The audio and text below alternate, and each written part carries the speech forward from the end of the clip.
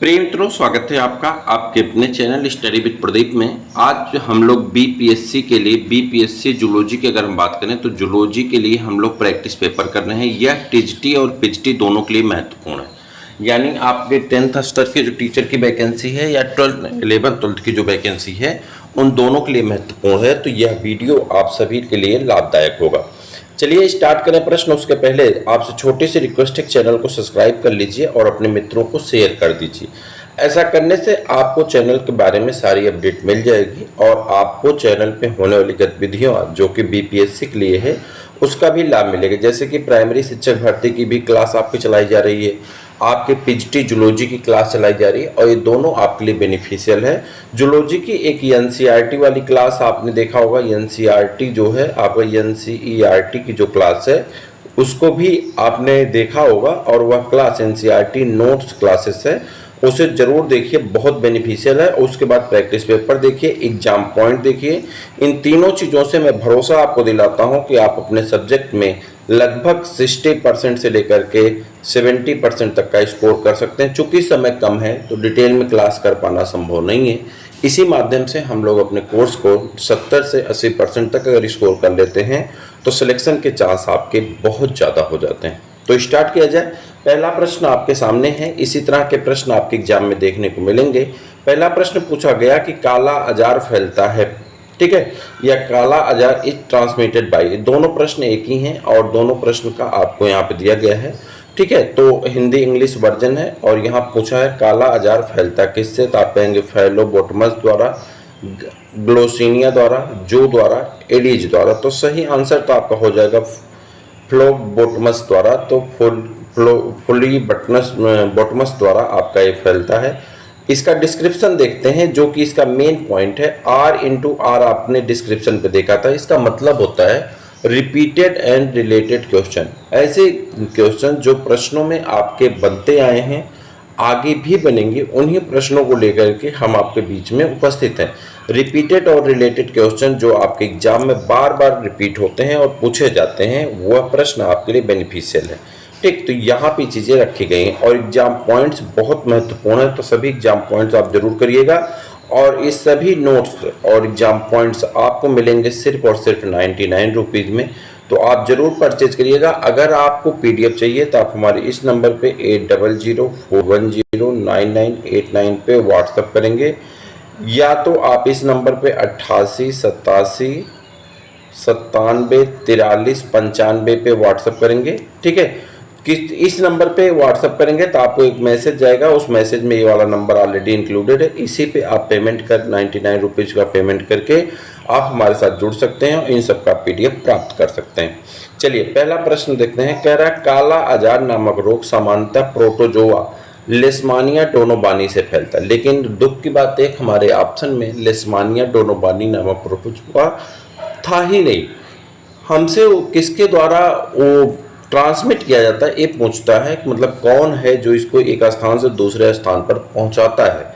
कह रहा है जबकि प्राच्य वर्ण लेशमानिया ट्रॉपिका द्वारा होता है, ठीक। दूसरा डिजीज है जिसका नाम है प्राच्य वर्ण, जिसको कहते हैं ओरिएंटल सोर, ये किससे होता है, ट्रॉपिका द्वारा होता है। जैसे लेशमानिया की दूसरी जो है ट्रॉपिका द्वारा सोर हो जाता है और जो है ट्रॉपिका लेशमानिया डोनोबानी द्वारा काला अजार हो जाता है, ठीक।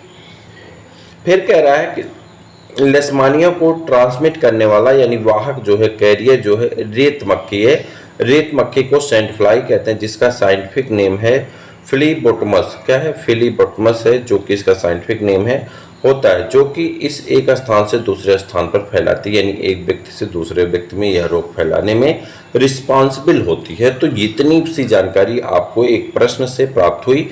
मुझे लगता है कि जानकारी आपके लिए लाभदायक है और यहाँ से प्रश्न आपसे पूछे जाते हैं, प्रोटोजोवन डिजीज से आपसे पूछा भी जाएगा। अगला प्रश्न आपके सामने है। काला अजार निम्न के द्वारा प्रसारित होता है। कह रहा काला अजार किसके द्वारा प्रसारित होता है, आपके बताइए। तो अब फिर प्रश्न वही है, किसके द्वारा प्रसारित होता है, यानी आप किसके द्वारा ट्रांसमिट होता है। तो सीसी फ्लाई, तो CC fly, dragon fly, fruit fly, sand fly. अभी आपने डिस्क्रिप्शन में पढ़ा कि सैंड फ्लाई के द्वारा जो है यह रोग फैलाया जाता है। सैंड फ्लाई के द्वारा क्या होता है, यह रोग फैलाया जाता है। आगे आ जाते हैं, सैंड फ्लाई किस रोग के रोगाणुओं को फैलाती है। देखिए वही प्रश्न कैसे कैसे घुमा के भाषा शैली के साथ पूछा जाएगा। तो आप कहेंगे काला अजार के रोगाणुओं को सैंड फ्लाई फैलाती है। Sand fly transmit the pathogens of, तो आप कहेंगे काला अजार। ठीक है, अलग अलग एग्जाम में पूछा गया, टीजीटी बायोलॉजी 2022 में पूछा गया प्रश्न। काला अजार था ओरिएंटल सोर, दो डिजीज हैं, काला अजार और ओरिएंटल सोर जो है, ये रोग निम्न में से किसके द्वारा फैलता है। तो आप कहेंगे ये दोनों सैंड फ्लाई के द्वारा फैलते हैं, यानी इसे माफ करिएगा, हाँ इसे क्या कहते हैं, सैंड फ्लाई कहते हैं, बालू मक्खी कहते हैं, या रेत मक्खी कहते हैं, इनके द्वारा फैलता है। ठीक है, आगे आ जाते हैं। लेशमानिया डोनोबानी से कौन सा रोग होता है। लेशमानिया डोनोबानी से जो है, लेशमानिया डोनोबानी से काला अजार हो जाता है, और लेशमानिया जो है ओरिएंटल सोर डिजीज जो है लेशमानिया ट्रोपिका से होता है। किससे, लेशमानिया ट्रोपिका से ओरिएंटल सोर हो जाता है। लेकिन आपको क्या बताना है, कौन सा रोग लेशमानिया डोनोबानी से होता है, काला अजार। ओरिएंटल सोर किससे होता है, तो ओरिएंटल सोर हो जाता है लेशमानिया ट्रोपिका से। ठीक, ये किस में पूछा गया, टीजीटी बायोलॉजी 2010 में ये प्रश्न पूछा गया है। काला अजार बीमारी का वाहक कौन, काला अजार बीमारी का वाहक जो है वो कौन है, फ्लोबटनस है, जिसे आप लोग बालू मक्खी या सैंड फ्लाई या रेत मक्खी के नाम से भी जानते हैं। ठीक, लाल रुधिर कणिकाओं में, अब देखिए प्रश्न यहां से चेंज हुआ, 7 प्रश्न आपको काला अजार से घुमा घुमा करके पूछे गए अलग अलग भाषा शैली के साथ। 7 प्रश्न आपके सामने दिखाई पड़ रहे हैं, लेकिन आपके एग्जाम में किसी भी भाषा शैली से पूछा जाए, अब आपको इतना याद रखना, काला अजार को याद रखना, ओरिएंटल सोर याद रखना है, लेशमानिया डोनोबानी याद रखना है, फ्लोबटनस याद रखना है, या आपको सैंड फ्लाई याद रखना है। तो इस तरह से इसके बारे में आपको याददाश्त बना के रखनी। चलिए अगला पूछा जा रहा क्या है, लाल रुधिर कणिकाओं में सुफनर डाट, ठीक, सुफनर बिंदु कहाँ देखे जाते हैं। Schuffner's dot observe in the erythrocyte are due to, कह रहा किस डिजीज में आपको सुफनर डाट दिखाई पड़ते हैं, आपको बताना है।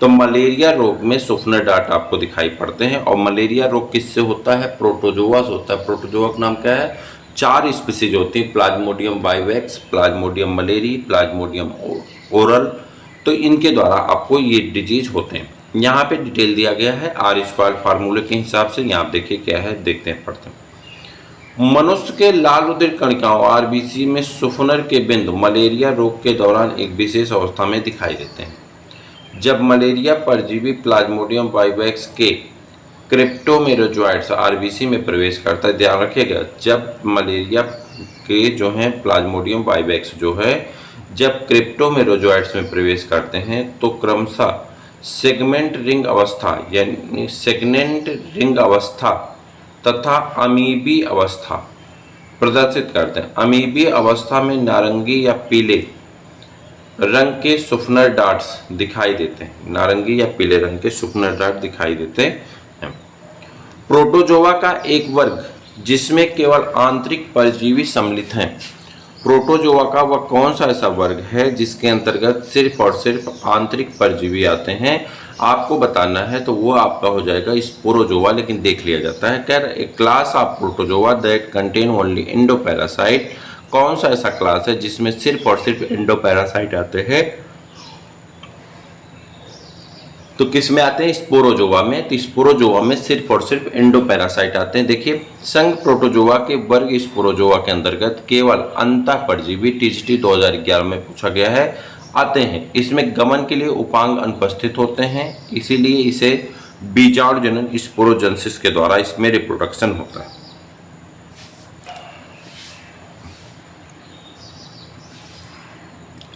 अमीबा में पोषण कैसा होता है, अमीबा में पोषण कैसा होता है, तो अमीबा जो है पोषण करता है पादपसम, परजीवी, होलोजोइक या मृतोपजोइक। तो जो अमीबा है वो होलोजोइक तरह से न्यूट्रिशन करता है। क्लास 10th की एनसीईआरटी में आपने पढ़ाया होगा, बच्चों को पढ़ा भी होगा। ठीक है, आपको अगर सच में सफलता चाहिए तो आप पूरी तरह से एनसीईआरटी पढ़ डालिए। ठीक है, मैंने एक वीडियो बनाया था, आज एक वीडियो हम और आपको प्रोवाइड कराएंगे, जिस वीडियो में हम बताएंगे कि आप इस 50 दिन में अपने जूलॉजी कैसे तैयार करेंगे, ते भी मैं आपको आज एक वीडियो के माध्यम से बताने वाला हूँ। अमीबा में पोषण होलोजोइक होता है, यह सर्वाहारी ऑमनीवोरस होता है, अर्थात सभी प्रकार के जलीय सूक्ष्मजीवों को खाता है और इसके पश्चात अनेक अपनी कोशिकाओं के अंदर खाद्य जाल यानी फूड वैक्यूल में इसका पाचन करता है, अतः अंतःकोशिकीय प्रकार का होता है। अमीबा में कूटपाद निर्माण का सॉल जेल सिद्धांत प्रस्तावित किया गया था।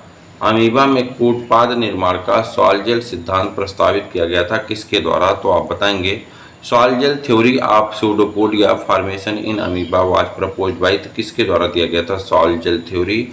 तो सॉल जेल थ्योरी दिया गया था हाइमेन के द्वारा, तो यहाँ पे दिया गया और इसकी जो व्याख्या किए थे उसके बारे में भी यहाँ पे बताया गया। कह रहा अमीबा में कूटपाद निर्माण को सॉल जेल सिद्धांत सर्वप्रथम हाइमेन द्वारा नामक वैज्ञानिक द्वारा प्रस्तावित किया गया था। इसके बारे में क्रमशः पेंटामास्ट ने अन्य सिद्धांतों का समर्थन किया था। इस सिद्धांत द्वारा अमीबा में गमन लोकोमोशन की प्रक्रिया को स्पष्ट रूप से समझा गया था। अमीबा में स्यूडोपोडियम के कचाब गोपक का निर्माण होता है। अमीबा के स्यूडोपोडियम में कचाब गोपक का निर्माण होता है। कह रहा है एक्टोप्लाज्म से, मीजोप्लाज्म से, एंडोप्लाज्म से या उपरोक्त सभी से। Hyaline cap of pseudopodium is of amoeba is made up of, कह रहा है क्या होता है? तो आप कहेंगे एक्टोप्लाज्म होता है। क्या होता है? एक्टोप्लाज्म होता है। अमीबा के स्यूडोपोडियम के कचाब गोपक का निर्माण एक्टोप्लाज्म से होता है। किससे होता है? एक्टोप्लाज्म से होता है। मलेरिया परजीवी के जीवन चक्र में साइजांट अवस्था, मलेरिया परजीवी के जीवन चक्र में साइजांट अवस्था पाई जाती है। मलेरिया परजीवी के जो लाइफ साइकिल है इसमें साइजांट अवस्था पाई जाती है। Schizont stage in life cycle of malaria parasite is, तो आप कहेंगे इरिथ्रोसाइट। क्या हो जाएगा? Erythrocyte of man. मलेरिया परजीवी प्लाज्मोडियम के जीवन चक्र में साइजांट अवस्था एक अलैंगिक अवस्था है। मलेरिया परजीवी प्लाज्मोडियम के जीवन चक्र में साइजांट अवस्था एक अलैंगिक अवस्था है जो दो स्थान पर पाई जाती है। मनुष्य की यकृत कोशिकाओं में लीवर सेल तथा मनुष्य की लाल रुधिराणु आरबीसी में इस अवस्था में साइजोगोनी होती है जो एक प्रकार का अलैंगिक जनन है। मलेरिया परजीवी के जीवन चक्र में साइजांट अवस्था होती है। मलेरिया परजीवी के जीवन चक्र में साइजांट अवस्था होती है एनाफ्लीज के अमाशय में, मनुष्य के रक्त में, मनुष्य के लाल रुधिराणुओं में या एनाफ्लीज की लाल ग्रंथियों में। कह रहा schizont stage in the life cycle of malaria parasite is, तो मलेरिया पैरासाइट की साइजेंट अवस्था किसमें होती है? Erythrocyte of man. तो याद रखिएगा मैन की आरबीसी में पाया जाता है। पीजीटी बायोलॉजी 2010 में पूछा गया प्रश्न। एंट अमीबा हिस्टोलिटिका की संक्रामक अवस्था कौन सी होती है? एंट अमीबा हिस्टोलिटिका की संक्रामक अवस्था कौन सी होती है? कोष्ठपूर्ण अवस्था, कोष्ठीय अवस्था, चतुष्की अवस्था या आपका ट्रोफोजोइट। फिर से देखिए यहाँ पे infective stage of the Entamoeba histolytica. Entamoeba histolytica की इन्फेक्टिव स्टेज क्या होता है? टेट्रान्यूक्लिएट सिस्ट जो है ये इसका इन्फेक्टिव स्टेज होता है। यहाँ पे हिंदी बड़ी शुद्ध दी गई थी इसलिए हमको यहाँ देखना पड़ा और पीजीटी बायोलॉजी 2004 में पूछा गया ये प्रश्न आपके एग्जाम में।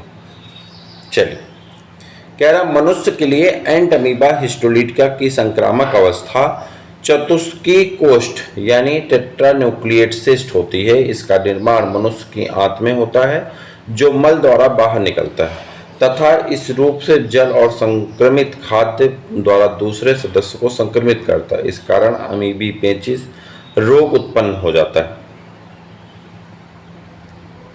उसके बाद आ जाते हैं यहाँ पे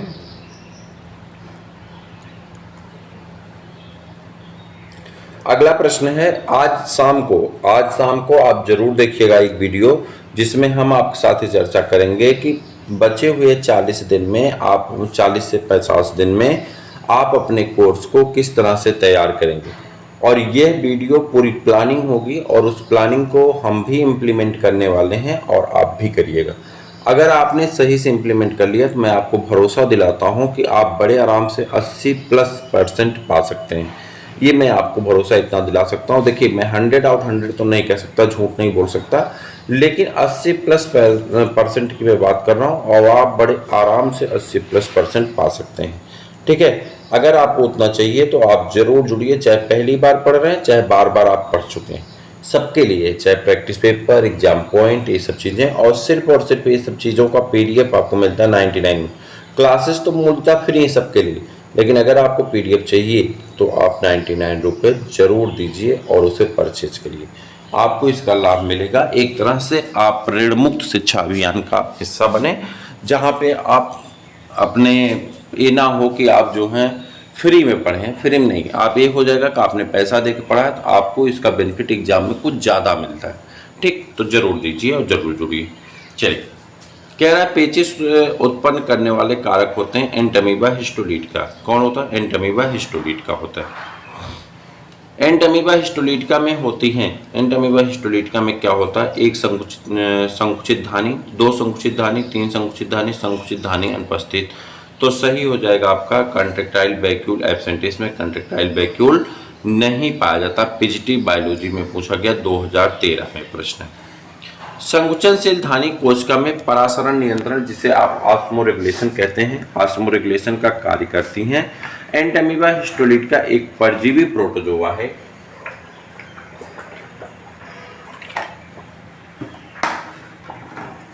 परजीवी प्रोटोजोआ है जो कि मनुष्य की आंत में रहता है। ठीक है, इसके चारों ओर मनुष्य की आंत के कोलन भाग का माध्यम होता है, जिससे उसकी कोशिका आइसोटॉनिक हो जाती है और संकुचनशील धानी की कोई आवश्यकता नहीं होती। ठीक, आगे आते हैं। संरचना के अनुसार एंटमीबा हिस्टोलीटिका कितने पृथक रूपों में मिलता है? Morphologically Entamoeba histolytica occurs in how many distinct form? तो आपका आंसर हो जाएगा 3 फॉर्म में। ठीक है, कौन कौन से? एंटमीबा हिस्टोलीटिका मानव की आंत में पाए जाने वाला एक सामान्य प्रोटोजोआ परजीवी है। यह इससे अमीबियासिस नामक रोग हो जाता है। यह यकृत में फोड़े के लिए उत्तरदायी होता है। यह विकासशील देशों में मृत्यु का तीसरा प्रमुख परजीवी कारण होता है। इस परजीवी में 3 पृथक संरचना पाई जाती है। ट्रोफोजोइट स्टेज, ठीक है, उसके बाद जो है आपका प्रिस्टस स्टेज और उसके बाद पुटी स्टेज। ट्रोफोजोइट, प्रिस्टिस और पुटी यानी सिस्ट, ये 3 अवस्थाएं पाई जाती हैं। निम्नलिखित में से कौन सा मानव परजीवी प्रोटोजोआ मनुष्य के मुख में पाया जाता है और मसूड़ों को क्षत पहुंचाता है? यानी कौन ऐसा है जो मसूड़ों को क्षत पहुंचाता है? एंटमीबा जिंजीबैलिस आपका सही आंसर हो जाएगा। Entamoeba gingivalis, Entamoeba coli, Entamoeba histolytica, Giardia intestinalis. कह रहा है which of the following human parasite protozoa is found in the human mouth and damage the gums? तो आप कह देंगे एंटमीबा जिंजीबैलिस जो है ये आपके गम को हिट करता है, जिससे पायरिया नामक डिजीज हो जाती है। कह रहा है एंटमीबा जिंजीबैलिस प्रोटोजोआ संघ का सदस्य जो मानव में मुख में पाया जाता है। यह प्रोटोजोआ दांत और मसूड़ों में स्थित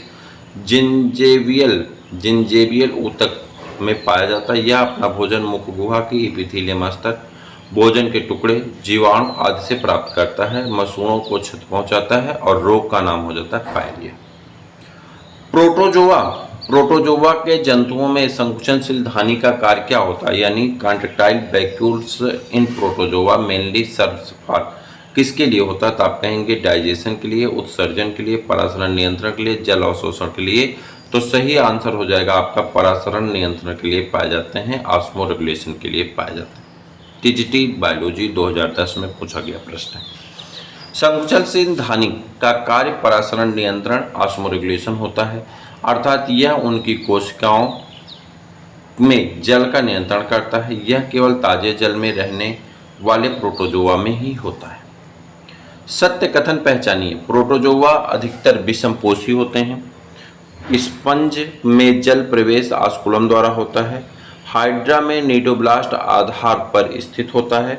सभी कथन सही हैं। तो आपको बताना है आइडेंटिफाई द ट्रू स्टेटमेंट। यहाँ देखिए प्रोटोजोआ आर मेनली हेट्रोट्रॉप्स, दूसरा है water enters through the osculum in sponge.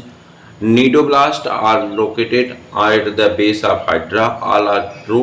तो आप कहेंगे यहाँ पे संघ प्रोटोजोआ के अंतर्गत आने वाले जीव एक कोशिकीय होते हैं। इनकी कोशिका प्रोकैरियोटिक प्रकार की होती है। ये अधिकतर विषमपोषी यानी हेटेरोट्रॉप्स होते हैं। और जबकि यहाँ पे क्या दिया गया है, कौन सा सही है, तो आपका सही यही है और ये आपका आंसर है। ट्राइकोसिस्ट का कार्य क्या है? ट्राइकोसिस्ट का कार्य क्या है आपको बताना है। ट्राइकोसिस्ट का कार्य बचाव या सुरक्षा के लिए, प्रजनन में सहयोग, विश्रामावस्था के लिए या उपर्युक्त सभी। अब आप बताइए ट्राइकोसिस्ट का कार्य क्या है, यानी फंक्शन ऑफ ट्राइकोसिस्टिज। फंक्शन ऑफ ट्राइकोसिस्टिज तो आप कहेंगे ऑफेंस एंड डिफेंस, यानी बचाव के लिए काम करता है कौन, ट्राइकोसिस्ट। और ये 2023 में पीजीटी बायोलॉजी में पूछा गया प्रश्न। ट्राइकोसिस्ट पैरामीशियम तथा अन्य सिलिएटेड प्रोटोजोआ में पाए जाते हैं। ये मुख्य रूप से सुरक्षा का कार्य करते हैं। इसके अतिरिक्त ये बचाव एवं शिकार पकड़ने का कार्य भी करते हैं। बहुरूपी अवस्थाएं जिसके जीवन चक्र में पाई जाती हैं। Polymorphic forms are found during the life cycle of. Polymorphic form पाए जाते हैं किसकी लाइफ साइकिल में, तो आप कहेंगे ट्रिपैनोसोमा की लाइफ साइकिल में। ट्रिपैनोसोमा की लाइफ साइकिल में क्या पाए जाते हैं, बहुरूपी अवस्थाएं पाई जाती हैं। ट्रिपैनोसोमा के जीवन चक्र में 2, 3 या 4 विभिन्न अवस्थाएं 2 विभिन्न कोशिकाओं में दिखाई देती हैं। ये सभी अवस्थाएं शरीर की संरचना तथा कोश की अंगक दोनों के लिए अलग अलग होते हैं। इसे ट्रिपैनोसोमा में बहुरूपता कहते हैं, यानी पॉलीमॉर्फिज्म कहा जाता है। एक बार आपको फिर से बता दें कि टीजीटी में पीजीटी या आप पीजीटी इन दोनों में जूलॉजी के जो भी प्रश्न अच्छी तरह से कर रहे हैं, ठीक। अगर हम पीआरटी की बात करें तो पीआरटी की आपकी क्लासें सभी 2 क्लास आपकी हुई पीआरटी में। एक हम लोग भारत और भारत की स्थिति और विस्तार के बारे में पढ़े हैं। दूसरी क्लास हम लोगों ने किया है किसके बारे में, तो आप कहेंगे दूसरी क्लास हमने किया है भारत के पड़ोसी मुल्क के बारे में, जहाँ के हमने राजधानी मुद्रा आपको बता दी। तीसरी क्लास हम लोग करेंगे भारत के सभी स्टेट और कैपिटल हमने आपको बता दिए हैं। तीसरी मुद्रा हम लोग तीसरा जो हम लोग वीडियो करने वाले हैं वो भारत के सभी सीएम और उनके गवर्नर को करेंगे। क्रम वाइज करेंगे, तो एक वीडियो में कभी हम सीएम को करेंगे और किसी वीडियो में गवर्नर को भी करने वाले हैं, ठीक। तो इस तरह से भारत को एक तरफ से कवर कर रहे हैं। दूसरी तरफ से एनसीईआरटी के माध्यम से क्लास 6 की एनसीईआरटी में ग्लोब दिया गया है, तो आज हम लोग ग्लोब पे चर्चा करेंगे और फिर आगे हम उसी तरह से सीक्वेंस में बढ़ते जाएंगे। क्लास 6, 7, 8, 9, 10 तक की ज्योग्राफी के सभी पार्ट्स को कर लेंगे, ठीक। हिस्ट्री के लिए हम लोग प्रैक्टिस पेपर से ही कवर करेंगे। मैं आपको बता दूं, प्राइम पीआरटी के लिए बता रहे हैं हिस्ट्री प्रैक्टिस पेपर से, और जो बचा आपका संविधान उसे एग्जाम पॉइंट के माध्यम से या प्रैक्टिस पेपर के माध्यम से कवर कर लेंगे।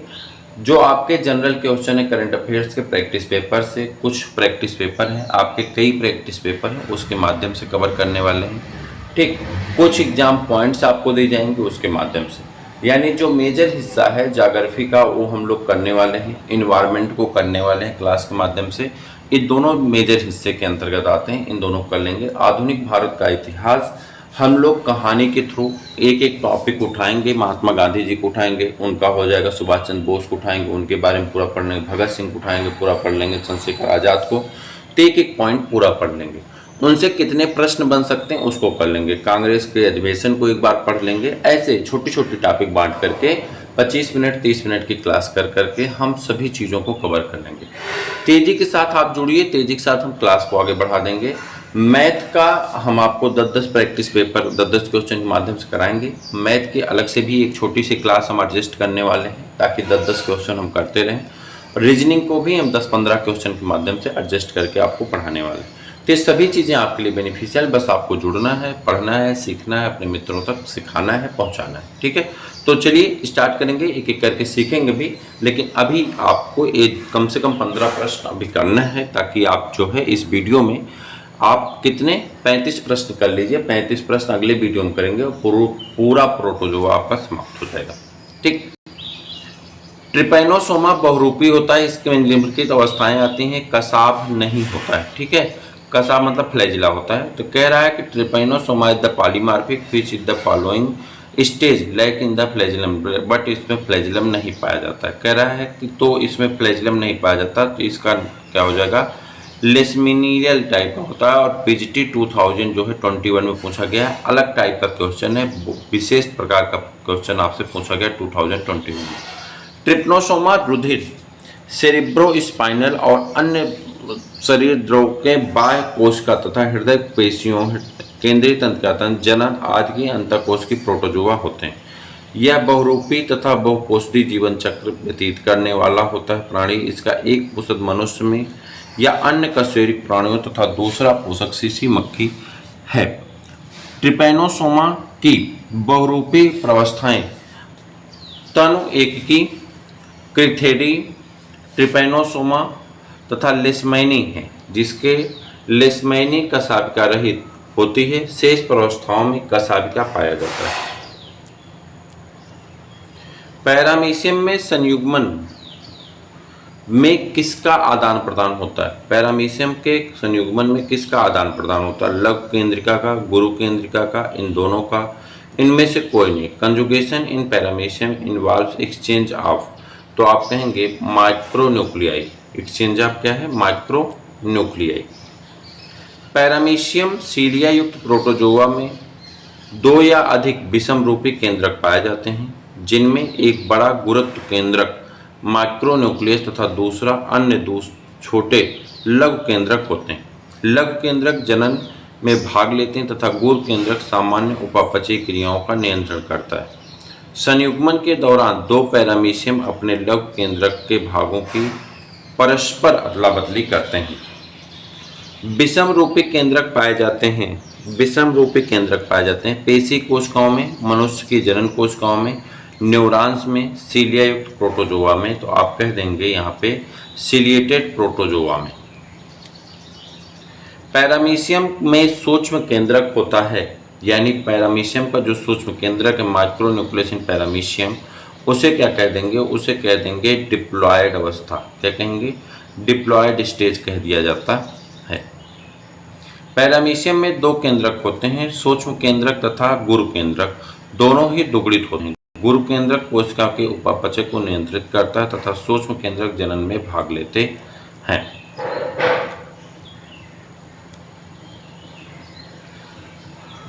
पैरामीशियम में पैरामीशिन किस कण के द्वारा पाया जाता है? तो किसके द्वारा पाया जाता है? कप्पा पार्टिकल के द्वारा पाया जाता है। किसके द्वारा? कप्पा पार्टिकल के द्वारा। जीव विज्ञान में कप्पा पार्टिकल का संदर्भ कशाभिकी पैरामीशियम के कुछ विभेद के कोशिका द्रव्य में पाए जाने के कारण वाला कण है, जो कोशिका द्रव द्वारा पीढ़ी दर पीढ़ी वंशानुगत होते हैं। इसे पैरामीशियम जिनके द्वारा कणों की अनुपस्थिति होती है, उन्हें किलर पैरामीशियम कहा जाता है, क्योंकि ये पैरामीशियम संवर्धन माध्यम में पैरामीशिन नामक पदार्थ से मुक्त हो करते हैं, जो इन पैरामीशियम के विभेद के लिए घातक होता है। इसके जिनमें एक कण अनुपस्थित होते हैं। पैरामीशियम में संयुग्मन सहायता करता है। पैरामीशियम में कंजुगेशन इन द पैरामीशियम किसके द्वारा होता है? ऑल ऑफ दीज, रिजुविनेशन द्वारा, हेरिडिटी वेरिएशन द्वारा, न्यूक्लियर रीऑर्गेनाइजेशन के द्वारा, सबके द्वारा होता है। पैरामीशियम में संयुग्मन क्रिया के फलस्वरूप प्रयुक्त 3 अवस्थाएं होती हैं। पुनर्योजन, ठीक, जिसे आप रिजुएशन कहते हैं, उच्च लक्षण होते हैं। अलग अलग पैरामीशियम डीएनए के मिलने से नए लक्षण उत्पन्न करते हैं, और यहाँ पे केंद्रक के द्वारा हो जाता है। सिल्वर लाइन तंत्र से संबंधित है। सिल्वर लाइन तंत्र संबंधित है पैरामीशियम से। किससे? सिल्वर लाइन तंत्र संबंधित है पैरामीशियम से। पैरामीशियम के संयुग्मन के संदर्भ में निम्नलिखित तत्वों में से कौन सा कथन सही है? युग्मनज केंद्रक प्रत्येक कॉन्जुगेट में 8 क्रमवार विभाजन करता है। बनने वाले 12 गुरु केंद्रक में 2 में से 3 विघटित हो जाते हैं। बनने वाले 4 लघु केंद्रक में से 13 विघटित हो जाते हैं। युग्मनज से बनने वाले 16 केंद्रक में से 12 गुरु केंद्रक में तथा 4 लघु केंद्रक में परिवर्तित हो जाते हैं। Regarding the conjugation in paramecium which of the following statement is true? तो आप कहेंगे यहाँ पे आपका सी वाला सही है। सी वाला मतलब out of 4 micronuclei 3 are degenerated. 4 में से 3 डीजेनरेट हो जाती हैं। पैरामीशियम में प्रायः संयुग्मन विधि द्वारा लैंगिक जनन होता है, जिसमें इसमें इसके लघु केंद्रक भाग लेते हैं। यह पहले वृद्धि करता है और फिर अर्धसूत्री विभाजन होता है। इसमें 4 अगुणित केंद्रक पाए जाते हैं, जिसमें से 3 नष्ट हो जाते हैं, केवल एक शेष बचता है। पैरामीशियम का सूक्ष्म केंद्रक होता है। Paramecium the micronucleus of paramecium is, तो कैसा होता है, तो ये होता है आपका डिप्लॉयड। पैरामीशियम का सूक्ष्म केंद्रक कैसा होता है, डिप्लॉयड होता है। पैरामीशियम एक कोशिकीय प्रोटोजोआ संघ का प्राणी है। तालाब तथा पोखरों में इस ऐसे स्थानों पर पाया जाता है जहां के जल में कार्बनिक पदार्थों की मात्रा अधिक होती है। इसका आकार चप्पल के तलवे के समान होता है। इस जंतु में प्रजनन पश्चमाभिकाओं द्वारा होता है। पैरामीशियम का कोशिका द्रव यानी एंडोप्लाज्म, एक्टोप्लाज्म एवं एंडोप्लाज्म में बटा रहता है।